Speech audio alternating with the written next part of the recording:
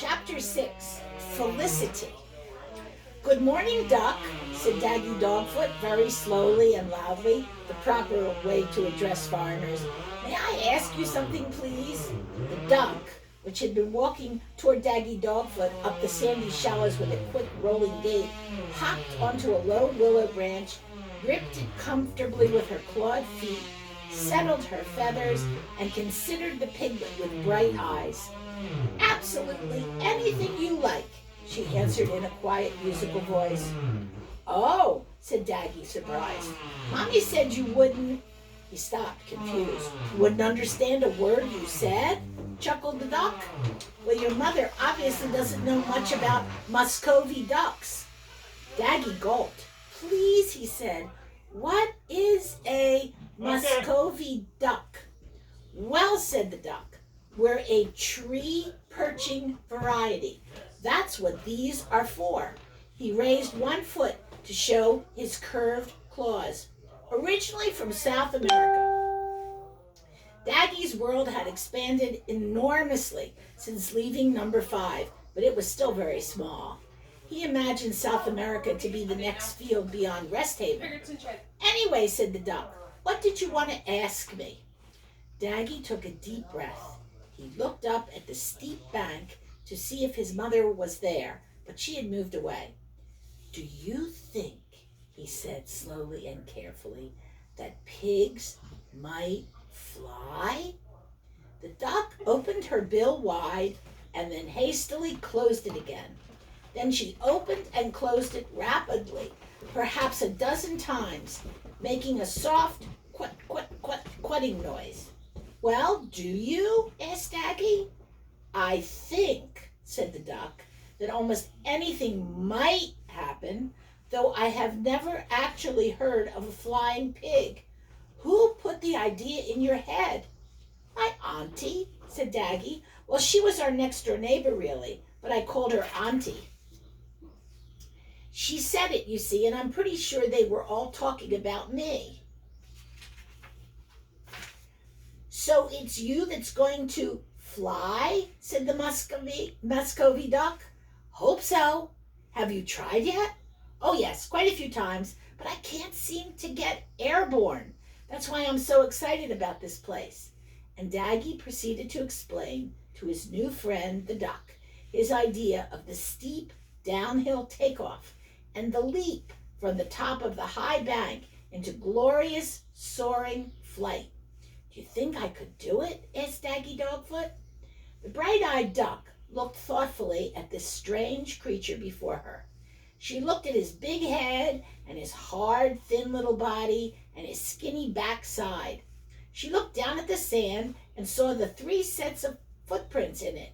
Her own 2 webs, the deep slots of the heavy pig, and the 3rd strange set of tracks of 2 tiny slots and 2 paw marks. The idea of a modest lecture on the qualities necessary for flight occurred to her, but she dismissed it immediately in the face of the determination that shone on the piglet's features. I think you're going to try, she said, and looking at the deep pool the current had gouged out below the steep bank, she added, it's not a bad place to try either. I assume you can swim. Daggy looked puzzled.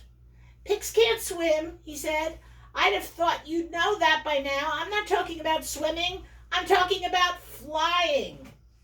The duck hopped off the willow branch and walked over to Daggy. Pretending to dig in the damp sand with her bill, she shot a close look at the pig's 2 front feet. I wonder, she thought, his high-flown ambitions are going to flop, that's for sure.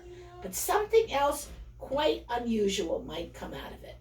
Tell you what, said the duck, I'd love to see the, first flight. Would you mind?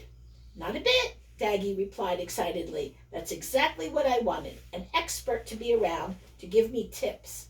I mean, it isn't just the takeoff. I may need some with the landing. Once again, the duck made that soft quitting noise with her bill. Yes, she said, though coming down is really the easiest part. By the way, what does your mother think about all this? Oh, she doesn't know, said Daggy. I thought I'd try it very early in the morning while she's still asleep. How about tomorrow? All right, said the duck. I'll be in the pool here at sunrise tomorrow. By the way, I don't know your name. Daggy Dogfoot, said the piglet. Right, said the duck. She slipped into the water and began to paddle off upstream. Wait a minute, Daggy called after her. How will you get here that early? Won't you have to wait till Pigman lets you out? The duck stopped paddling and floated back toward him on the current. Pigman? She said. Yes, the servant, said Daggy. You know, that dirty fat man. Oh, you mean Duckman, said the Muscovy. Oh, no, I don't go into the shed at night with the rest of them. I sit up in a tree. You might suppose Duckman just keeps us for the eggs we lay, she thought, but I've seen him before now go into the shed with an empty sack and come out with it full and kicking. I'm not taking any risks. And off she swam again. She was almost around the next bend in the stream before Daggy realized he did not know her name. He ran through the shallow water onto the bank and galloped along till he caught up with her. What's your name? He shouted down. Felicity, said the duck. That's a funny name, shouted Daggy. What's it mean? Happiness, said the duck, and paddled away past the boundary of Rest Haven and out of the piglet's sight. Happiness, thought Daggy as he made his way toward his mother, who was lying under the oak tree. Life seems to be full of happiness, living in this lovely place and making such a nice friend. And tomorrow, whee! Mrs. Barley Love woke up from her nap at his squealing arrival.